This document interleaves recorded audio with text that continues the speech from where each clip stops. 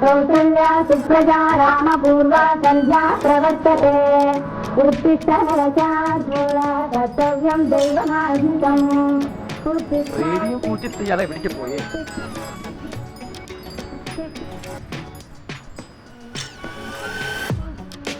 ഈ താങ് എന്തായി കാണിക്കണേ? കാലത്ത് എന്നിട്ട് ഡ്രോയിങ് പഠിക്കണ?